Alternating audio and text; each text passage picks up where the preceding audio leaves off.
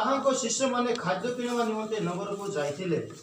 ସେଥିରେ ସମୀରଣୀୟ ସ୍ତ୍ରୀ ତାହାଙ୍କୁ କହିଲା, ଆପଣ ଜଣେ ଯିହୁଦୀ ହୋଇ କିପରି ସମୀରଣୀୟ ସ୍ତ୍ରୀ ଯେ ମୋ ହାତରୁ ପିଇବାକୁ ମାଗୁଅଛନ୍ତି? କାରଣ ସମୀରଣୀୟ ମାନଙ୍କର ସହିତ ଯିହୁଦୀ ମାନଙ୍କର ବ୍ୟବହାର ନାହିଁ। ଯୀଶୁ ତାଙ୍କୁ ଉତ୍ତର ଦେଲେ, ଈଶ୍ୱରଙ୍କ ଦାନ ଓ ମୋତେ ପିଇବାକୁ ଦିଅ ବୋଲି ଯେ ତୁମକୁ କହୁଅଛନ୍ତି ସେ କିଏ ଏହା ଯେବେ ଜାଣିଥାନ୍ତ, ତାହେଲେ ତୁମ୍ଭେ ତାହାକୁ ମାଗିଥାନ୍ତ, ଆଉ ସେ ତୁମକୁ ଜୀବନ୍ତ ଜଳ ଦେଇଥାନ୍ତେ। ସେ ସ୍ତ୍ରୀ ଲୋକ ତାହାକୁ କହିଲା, ମହାଶୟ, ଜଳ କାଢ଼ିବା ନିମନ୍ତେ ଆପଣମାନଙ୍କ ନିକଟରେ କୌଣସି ପାତ୍ର ନାହିଁ, ପୁଣି କୂଅ ତ ଗହୀର, ତେବେ ଆପଣ କେଉଁଠାରୁ ସେହି ଜୀବନ୍ତ ଜଳ ପାଇଅଛନ୍ତି? ଆମମାନଙ୍କର ଯେଉଁ ପିତୃପୁରୁଷ ଯାକୋବ ଆମମାନଙ୍କୁ ଏକ କୂଅ ଦେଇଥିଲେ, ଆଉ ଆପେ ପୁଣି ତାହାଙ୍କ ପୁତ୍ରମାନେ ଓ ପଶୁପଲ ଏଥିରେ ପାନ କରିଥିଲେ, ତାହାଙ୍କଠାରୁ କି ଆପଣ ଶ୍ରେଷ୍ଠ? बस प्रभु निज पठित वाक्य द्वारा आम समस्त को आशीर्वाद करंतु। इठी एमती लिखा अच्छी, इतने में एक सामरी स्त्री जल भरने आई। यीशु ने उससे कहा, मुझे पानी पिला, क्योंकि उसके चेले तो नगर में भोजन मोल लेने के लिए गए थे। उस सामरी स्त्री ने उससे कहा, तू यहूदी होकर मुझे सामरी स्त्री से पानी क्यों मांगता है? क्योंकि यहूदी सामरियों के साथ किसी प्रकार का व्यवहार नहीं रखते। इठी देखुछु आमे प्रभु जीशु ख्रीष्ट क्लांत श्रांत होई से सामरिया प्रदेश को गले, आ गोटे कूओ पाखरे से बसिले, विश्राम कले। से समय जड़े सामरी स्त्री पानी नवापाई आसिला, से कूह को आसिला, आ प्रभु जीशु ख्रीष्ट से स्त्री सहित कथबार्ता कले, और से स्त्री जीवन भ्रष्ट हो जाइतिला, से स्त्री जीवन कलंक हो जाइतिला, से स्त्री चरित्र नष्ट हो जाइतिला। से स्त्री को लोक माने घृणा करुथिले, अन्य स्त्री माने घृणा करुथिले। से स्त्री पानी जेतेबेले स्त्री माने आसिक पानी नौथिले सेतेबेले से आसी पारु नथिला। सब स्त्री माने पानी नहीं गला सरला पर जाइक से आसुथिला, कारण अन्य स्त्री माने मध्य ता ऊपर अंगुली उठाउथिले, कारण तार चरित्र भल नथिबा हेतु। आओ प्रभु जीशु ख्रीष्ट से स्त्री पाखक जाउछंती, कोन पाई जाउछंती? तार जीवन को सजाड़िबा पाई जाउछंती, तांको गुटे नुआ जीवन देबा पाई जाउछंती, तांको गुटे नुआ दिग दर्शन कराबा पाई जाउछंती। कारण प्रभु जीशु ख्रीष्ट पाप को अवश्य घृणा करती, किंतु पापी को घृणा करती नहीं। से पापी को प्रेम करती।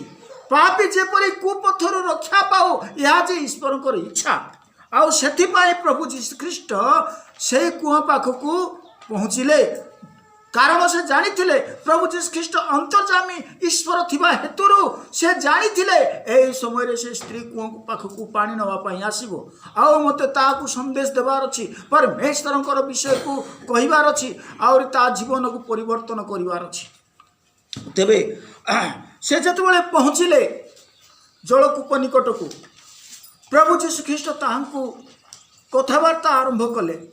एबे संदेश देवा पाई जाउछंती, ता पूर्व रे कहिले, मते पीबा को खंडे पानी दियो बा जल दियो।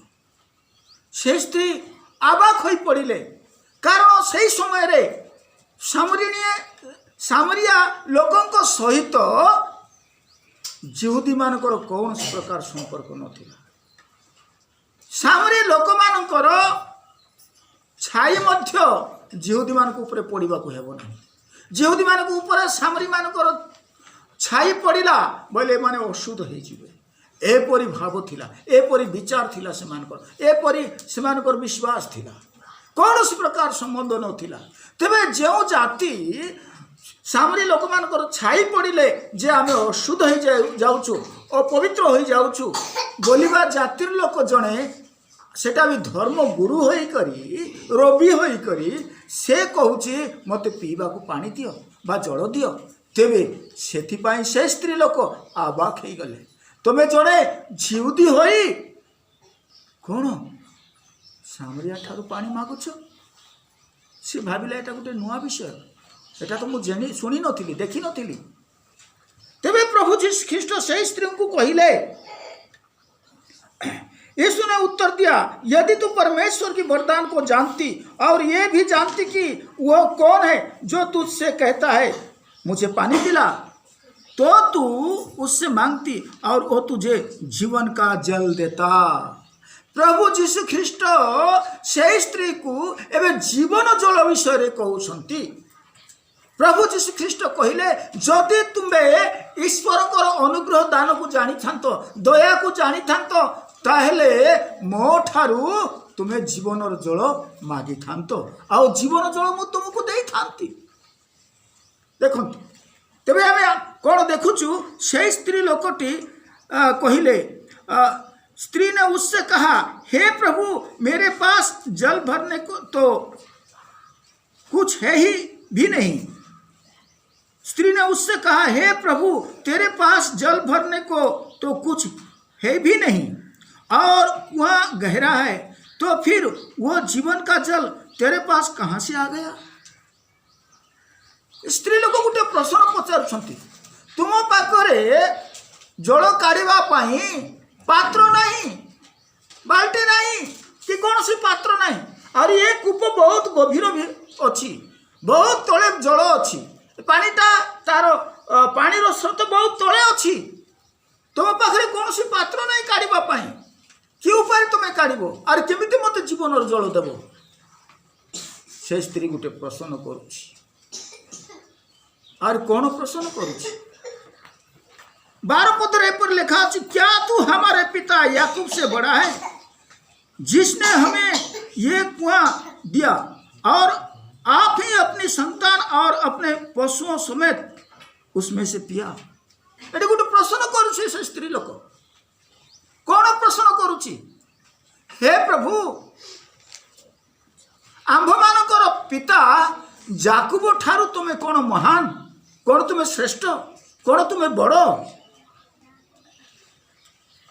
ये आम देखुचु याकूब को ए स्त्री पिता बोलिक कहूँ, कौन बोलिक कहूँ? पिता बोली कहूँ याकूब। तेरे स्त्री किए? जदि ये याकूब को पिता बोलुछि, याकूबंकर झील बा कन्या, तेरे ए स्त्री किए? तेरे आगु को हम जाकर देखो आर गोटे प्रश्न से करुछंती 20 पदरे, हमारे बाप दादों ने इसी पहाड़ पर आराधना की और तुम कहते हो कि वो जगह जहां आराधना करनी चाहिए यरूशलेम में है। ये गोटे आराधना विषय कहूँ। प्रथम तो देखिलु आमे याकूबंकर पुत्री बा कन्या बोलिक निजको परिचय दउछि, दुई आराधना विषय ये बाहर कर स्त्री लोक। आराधना जे आमर पूर्व पुरुष माने यही पर्वत उपर आराधना करुथिले, और तुम्हें जे जिहुदी माने पर्वतर आराधना ईश्वर सम्मुख ग्रहण योग्य नुह। पर्वतर आराधना बा मंदिर बाहर करुथिबा आराधना ईश्वर निकटरे ग्रहण योग्य नुह। और तुम्हें जिहुदी माने मंदिर रे आराधना करुछ, सेथिपाई कहूछ मंदिर बाहर थाई आराधना करवा परमेश्वरंकर सम्मुख ग्रहण योग्य नुह। तेबे एबे द्वितीय विषय स्त्री रो देखुछु, जदि ए गुटे चांडाळनी बा गुटे अन्य जाति स्त्री, तेबे याकूब को किपर से कहले पिता, आंभ मानकर पिता? फेर से आराधना विषय एठी केमिति आनुछंती? तृतीय विषय तांको विषय और गुटे विषय देखिबा 25 पद, स्त्री ने उससे कहा, मैं जानती हूं कि मसीहा जो ख्रिस्त कहलाता है आने वाला है, जब वो आएगा तो हमें सब बातों बता देगा। इठी लेखा अच्छी मसीह जे आसीबे मु शुणिची, मु जानिची। अरे कोठु शुणिथिले मसीह को विषय रे? पवित्र धर्मशास्त्र बाइबल शुणिथिले मसीह को विषय रे। से विश्वास करुथिले मसीह आसीबे और गुप्तर भेदर कथा मान कहिबे, लुचिकरी करथिबा कथा मान को कहिबे, ए विषय से शुणिथिले। तेबे से मसीह को विषय कहउछंती, यार अर्थ ये मध्य इस्राएलंकर औरसरु जाता इस्राएलଙ୍କର ଔରସରୁ ଜାତା, ଅନ୍ୟ ଜାତି ସ୍ତ୍ରୀରୁ ଗର୍ଭରୁ ଜାତା। ଏଣୁକରି ଏମାନେ ଈଶ୍ୱରଙ୍କର ଆରାଧନା କରୁଥିଲେ, ଯାକବଙ୍କର ଈଶ୍ୱରଙ୍କର ଆରାଧନା କରୁଥିଲେ। ଆହୁରି ଯାକବଙ୍କର ପୁତ୍ରୀ ମଧ୍ୟ ବୋଲି ନିଜକୁ ପରିଚୟ ଦେଉଛନ୍ତି। ଆହୁରି ମସିହଙ୍କ ବିଷୟରେ ତାଙ୍କର ଜ୍ଞାନ ଥିଲା, ଧର୍ମଶାସ୍ତ୍ର ବିଷୟରେ ତାଙ୍କର ଜ୍ଞାନ ଥିଲା। ଆଉ ମଧ୍ୟ ଏ ସାମରୀ ଲୋକମାନଙ୍କର ଆରାଧନା ତାଙ୍କର ସମାଜରେ କରୁଥିଲେ, ପରମେଶ୍ୱରଙ୍କର ଆରାଧନା କରୁଥିଲେ। ଯେପରି ଜିହୁଦୀମାନେ ଆରାଧନା କରୁଥିଲେ ସେହିପରି ସାମରୀମାନେ ମଧ୍ୟ ଆରାଧନା କରୁଥିଲେ। ଅନ୍ତର ଏତିକି ଥିଲା ଯେ ଜିହୁଦୀମାନେ ମନ୍ଦିର ଭିତରେ ଆରାଧନା କରୁଥିଲେ, ଆହୁରି ଏ ସାମରୀ ଲୋକମାନେ ପର୍ବତରେ ଆରାଧନା କରୁଥିଲେ। ତେବେ ସେ କିଏ? ସେ ସ୍ତ୍ରୀ ବିଷୟରେ ମୁଁ କିଛି କହିବା ପାଇଁ ଚାହୁଁଛି। ମୋ ସହିତ ଦେଖନ୍ତୁ ଏଜ୍ରା ପୁସ୍ତକ ଦେଖନ୍ତୁ।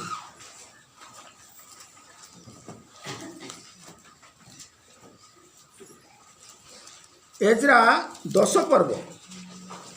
ଏଜ୍ରା 10 ପର୍ବରେ ଆମେ ଦେଖିବା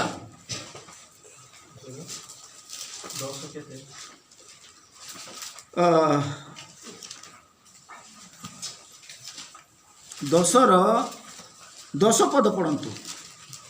ତହିଁରେ ଏଜ୍ରା ଯାଜକ ଠିଆ ହୋଇ ସେମାନଙ୍କୁ କହିଲା, ତୁମେମାନେ ସତ୍ୟ ଲଙ୍ଘନ କରିଅଛ ଓ ଇସ୍ରାଏଲର ଦୋଷ ବଢ଼ାଇବା ପାଇଁ ଅନ୍ୟ ଦେଶୀୟ ସ୍ତ୍ରୀମାନଙ୍କୁ ବିବାହ କରିଅଛ।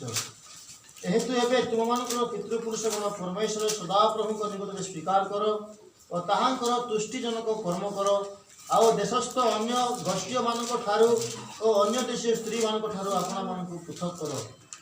ସେତେବେଳେ ସମଗ୍ର ସମାଜ ଉତ୍ତର କରି ଉଚ୍ଚସ୍ୱରରେ କହିଲେ, ଆପଣ ଆମମାନଙ୍କର ବିଷୟରେ ଯେପରି କହିଲେ ଆମମାନଙ୍କୁ ସେପରି କରିବାକୁ ହେବ। ମାତ୍ର ଲୋକ ଅନେକ ଓ ଏବେ ଭାରି ବୃଷ୍ଟି ସମୟ, ଆଉ ଆମେମାନେ ବାହାରେ ଠିଆ ହେବାକୁ ଅସମର୍ଥ। କିମ୍ବା ଏହା ଏକ କି 2 ଦିନର କାର୍ଯ୍ୟ ନୁହେଁ, ତେଣୁ ଏ ବିଷୟରେ ଆମେମାନେ ମହା ଅପରାଧ କରିଅଛୁ। ଏହେତୁ ସମଗ୍ର ସମାଜ ନିମନ୍ତେ ଆମମାନଙ୍କ ଅଧିପତିମାନେ ନିଯୁକ୍ତ ହେଉନ୍ତୁ। ବାସ୍ ଏଠି ଆମେ ଦେଖୁଛୁ ଯେତେବେଳେ ଜିହୁଦୀ ପ୍ରଜା ବାବିଲ ଦେଶରୁ ଫେରି ଆସିଲେ ନିଜ ଦେଶକୁ, ସ୍ୱଦେଶକୁ, ଅର୍ଥାତ୍ ଜେରୁସାଲେମକୁ। ଆଉ ଜେରୁସାଲେମରେ ଆଇଲା ପରେ ଏମାନେ ନିର୍ଣ୍ଣୟ ନେଉଛନ୍ତି, ଆମ ଉପରେ ଏଡ଼େ ବଡ଼ ଅଭିଶାପ କାହିଁକି ପଡ଼ିଲା, ଆମ ନଗର କାହିଁକି ଭଗ୍ନ ଅବସ୍ଥାରେ ଆଜି ପଡ଼ିଛି। ସେମାନେ ଚିନ୍ତା କଲେ ଆମର ଲୋକମାନଙ୍କର ଏପରି ଦୁର୍ଦ୍ଦଶା କାହିଁକି ଘଟିଲା। ସେଥିପାଇଁ ଏଜ୍ରା କ'ଣ କରୁଛନ୍ତି? ଏଜ୍ରା ଜଣେ ଲେବୀୟ ବା ଯାଜକ ବଂଶର ଥିଲେ, ଲେବୀ ବଂଶର ଥିଲେ, ଆଉ ଏ ଜଣେ ଶାସ୍ତ୍ରୀ ଥିଲେ। ଆଉ ଏବେ କ'ଣ କରୁଛନ୍ତି? ଇଏ ସମାଜକୁ ପ୍ରଭୁଙ୍କ ଆଡ଼କୁ ନେବା ପାଇଁ, ସମାଜକୁ ସୁଧରାଇବା ପାଇଁ ଚିନ୍ତା କରୁଛନ୍ତି। ସମାଜକୁ ସୁଧରାଇବେ ଏମାନେ। ତେବେ ଆମେ ଦେଖୁଛୁ ଏଠି ସେ କହିଲେ, ତୁମେମାନେ ସଦାପ୍ରଭୁଙ୍କ ସହିତ କ'ଣ କରିଅଛ? ବିଶ୍ୱାସଘାତ କରିଅଛ। କିପରି ବିଶ୍ୱାସଘାତ କରିଅଛ? ଅନ୍ୟ ଦେଶୀୟ ସ୍ତ୍ରୀମାନଙ୍କୁ ତୁମେ ଭାର୍ଯ୍ୟା କରିଅଛ, ଆହୁରି ସନ୍ତାନ ଉତ୍ପନ୍ନ କରିଅଛ। ତେଣୁକରି ପରମେଶ୍ୱର ତୁମ ପ୍ରତି କ୍ରୋଧିତ ଅଟନ୍ତି। ଏଣୁକରି ଏବେ କ'ଣ କର? ଅନ୍ୟ ଜାତି ସ୍ତ୍ରୀମାନଙ୍କୁ ତାଙ୍କର ସନ୍ତାନମାନଙ୍କ ସହିତ ପରିତ୍ୟାଗ କର, ଆଉ ନିଜକୁ ସୂଚି ପବିତ୍ର କର। ତେବେ ଆମେ ଦ୍ୱିତୀୟ ବିଷୟ ଦେଖୁଛୁ 19 ପଦ, ଟିକେ ଉଚ୍ଚ ସ୍ୱରରେ ପଢ଼ନ୍ତୁ। 19 ପଦ, କେବଳ 19 ପଦ। ଏମାନେ ଆପଣା ଆପଣା ଭାର୍ଯ୍ୟାକୁ ଦୂର କରିଦେବେ ବୋଲି ହସ୍ତ ଦେଲେ, ଆଉ ଦୋଷୀ ହେବାରୁ ସେମାନେ ଆପଣା ଆପଣା ଦୋଷ ସକାଶେ ପୋଲରୁ ଏକ ମେଷ ଉତ୍ସର୍ଗ କଲେ। ଆମେ ଏଠି ଦେଖୁଛୁ ଜିହୁଦୀମାନେ ଏଇ କଥାକୁ ମାନିଲେ।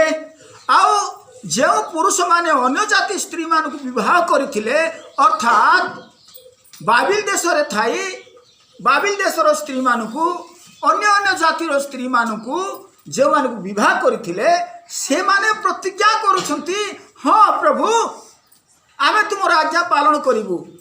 ଆଉ ସେ କହୁଛନ୍ତି, ଯେଉଁ ଅନ୍ୟ ଜାତି ସ୍ତ୍ରୀମାନଙ୍କୁ ଆମେ ଆପଣା ଭାର୍ଯ୍ୟା କଲୁ, ଆଉ ତାଙ୍କ ଗର୍ଭରୁ ସନ୍ତାନମାନେ ଉତ୍ପନ୍ନ ହୋଇଅଛନ୍ତି, ଏମାନଙ୍କୁ ଆମେ ଅଲଗା କରିଦେବା, ଆଉ ଆମେ ଈଶ୍ୱର ଆପଣା ପ୍ରଭୁ ପରମେଶ୍ୱରଙ୍କ ନିମନ୍ତେ ନିଜକୁ ପବିତ୍ର କରିବା। ଏମାନେ କ'ଣ କରୁଛନ୍ତି? ପ୍ରତିଜ୍ଞା କରୁଛନ୍ତି। ତାପରେ ଶେଷ ପଦ ଗୋଟିଏ ଦେଖିବା, ଆଉ ତାହା ହେଉଛି 44, 44। ଏହି ସମସ୍ତ ଅନ୍ୟ ଦେଶୀୟ ଭାର୍ଯ୍ୟା ଗ୍ରହଣ କରିଥିଲେ ଆଉ ସେହି ଭାର୍ଯ୍ୟାମାନଙ୍କ ଠାରୁ କାହାରି କାହାରି ସନ୍ତାନ ସନ୍ତତି ଜାତ ହୋଇଥିଲେ। ହଁ, ଯେଉଁ ଅନ୍ୟ ଜାତି ସ୍ତ୍ରୀମାନଙ୍କୁ ବିବାହ କରିଥିଲେ ତାଙ୍କର ଗର୍ଭରୁ ଅନେକ ସ୍ତ୍ରୀମାନଙ୍କର ସନ୍ତାନ ମଧ୍ୟ ଥିଲେ। ସନ୍ତାନମାନଙ୍କ ସହିତ ସେହି ସ୍ତ୍ରୀମାନଙ୍କୁ ଏମାନେ କ'ଣ କଲେ? ବାହାର କରିଦେଇଥିଲେ, ଅଲଗା କରିଦେଇଥିଲେ। ଅଲଗା କରି କ'ଣ କଲେ? ଧ୍ୟାନ ଦେଇକରି ଶୁଣନ୍ତୁ। ବିଦେଶିଆ ସ୍ତ୍ରୀମାନଙ୍କୁ ତାଙ୍କର ସନ୍ତାନମାନଙ୍କ ସହିତ ତ୍ୟାଗପତ୍ର ଦେଇ ସାମରିଆ ପ୍ରଦେଶରେ ସେମାନଙ୍କୁ ବସାଇଲେ, ତାଙ୍କର ବସ୍ତି ସ୍ଥାପନ କରିଦେଲେ। ଆଉ ଯୋସେଫଙ୍କ ଭାଗରେ ଯେ କୂଅ ଥିଲା, ଯାକୁବ ଯେ ଖୋଳେଇଥିଲେ, ସେ କୂଅକୁ ମଧ୍ୟ ତାଙ୍କର ଭାଗରେ ଦେଇଦେଲେ। ଏଣୁ କରି ଏଇ ସ୍ତ୍ରୀ କହୁଛନ୍ତି, କ'ଣ କହୁଛି? ଆମ୍ଭମାନଙ୍କର ପିତା ଯାକୁବ ଠାରୁ କ'ଣ ତୁମେ ଶ୍ରେଷ୍ଠ କି, ମହାନ କି? ଏ ସ୍ତ୍ରୀ କହୁଛନ୍ତି। ଦୁଇରେ ଦେଖିବା, ସେ ଆରାଧନା ବିଷୟରେ ମଧ୍ୟ କହୁଛନ୍ତି। ଯେତେବେଳେ ସେମାନେ ବାବିଲରୁ ଫେରି କରି ଆସିଲେ, ଅନ୍ୟ ଜାତି ସ୍ତ୍ରୀମାନଙ୍କ ସହିତ ବିବାହ କରିଥିବା ପୁରୁଷମାନେ ଆଉ ତାଙ୍କର ଗର୍ଭଜାତ ସନ୍ତାନମାନଙ୍କୁ ବାହାର କରିଦେଉଛନ୍ତି। ସେଇ ଗୋଷ୍ଠୀର ଲୋକ ହେଉଛି ଏ ସ୍ତ୍ରୀ, ଏ ସାମରୀ ସ୍ତ୍ରୀ ସେଇ ଗୋଷ୍ଠୀର। କାହାର ସନ୍ତାନ ସିଏ? ଭଉଣୀମାନଙ୍କୁ ପଚାରୁଛି, କାହାର ସନ୍ତାନ?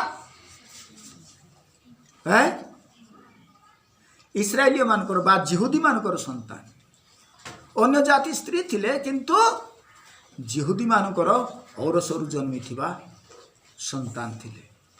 ଏଣୁକରି ଏହି ସ୍ତ୍ରୀ ଯାକୁବଙ୍କୁ ପିତା ବୋଲିକରି ସ୍ୱୀକାର କରୁଛି। ଏଣୁକରି ଏହି ସ୍ତ୍ରୀ ଆରାଧନା ବିଷୟକୁ ପ୍ରଭୁ ଯୀଶୁ ଖ୍ରୀଷ୍ଟଙ୍କର ସାମ୍ନାରେ ବର୍ଣ୍ଣନା କରୁଛି।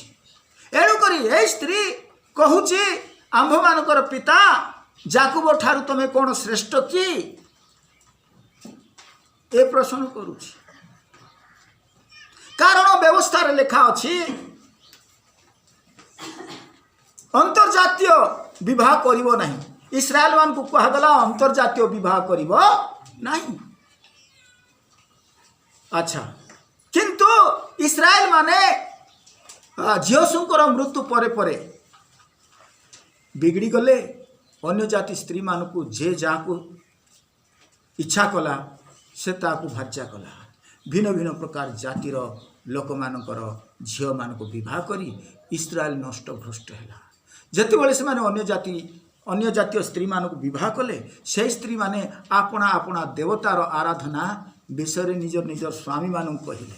ଆପଣା ଆପଣା ଦେବତାମାନଙ୍କର ଗୁଣ ଗାଇ ଜିହୁଦୀ ବା ଇସ୍ରାଏଲ ପୁରୁଷର ମନକୁ ସେମାନେ ହରଣ କଲେ, ଆଉ ସେମାନେ ପାପରେ ପକାଇଲେ। ମୋ ସହିତ ଦେଖନ୍ତୁ ବିଚାରକର୍ତ୍ତା ପୁସ୍ତକ ତାର 3 ପର୍ବ 5 ପଦ। ବିଚାରକର୍ତ୍ତା 3 ପର୍ବ 5 ପଦ ଯାହାକୁ ମିଳୁଛି 3:5।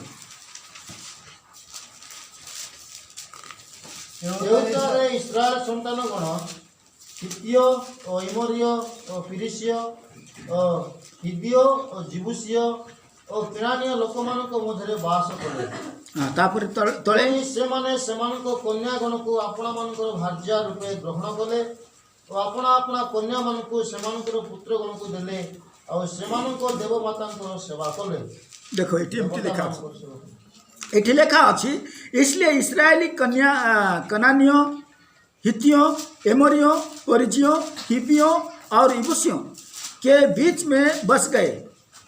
तब वे उनकी बेटियां विवाह में लेने लगे और अपनी बेटियां उनके बेटों को विवाह में देने लगे और उनके देवताओं की भी उपासना करने लगे।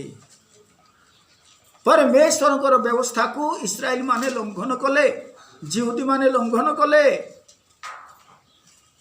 ଭିନ୍ନ ଭିନ୍ନ ଜାତିର ସ୍ତ୍ରୀମାନଙ୍କୁ ସେମାନେ ଭାର୍ଯ୍ୟା କଲେ, ଯାହାକି ବ୍ୟବସ୍ଥାରେ ମନା ଥିଲା। ପରମେଶ୍ୱର ମନା କରିଥିଲେ, ଏମାନେ ବ୍ୟବସ୍ଥା ଲଙ୍ଘନ କରୁଛନ୍ତି। ଆଉ ସେମାନେ ନିଜର କନ୍ୟାମାନଙ୍କୁ ଅନ୍ୟ ଜାତୀୟ ପୁରୁଷମାନଙ୍କ ନିମନ୍ତେ ବିବାହରେ ଦେଲେ। ଏ କଳଙ୍କ ହେଇଗଲା। ଏ ବିଷୟମାନଙ୍କ ନିମନ୍ତେ ମହାକଳଙ୍କ ଥିଲା।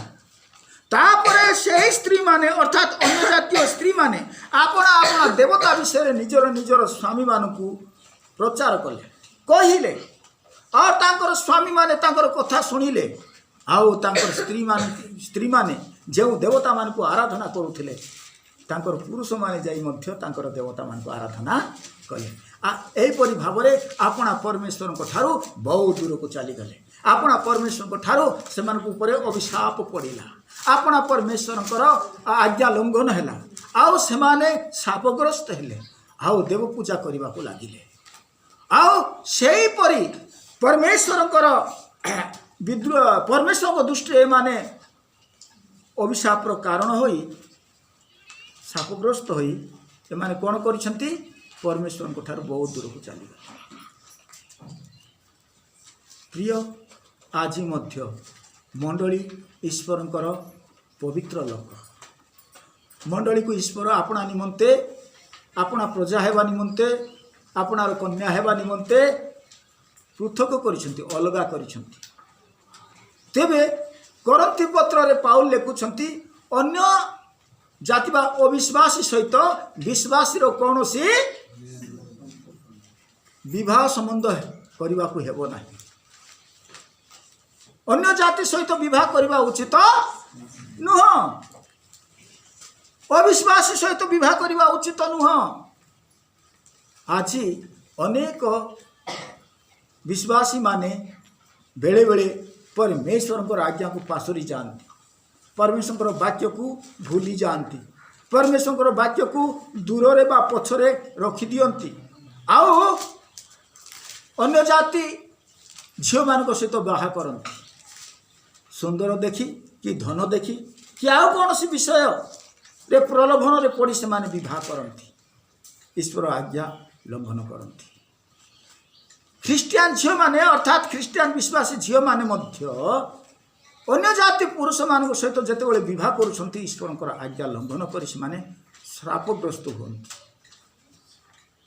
तेबे मंडली सावधान केवे मध्य अन्य विवाह संबंध अन्य जाति सहित हेबा उचित नुह प्रभु निज वाक्य द्वारा आंभ मानक नियम को पालन करने साहाय्य करते आमेन।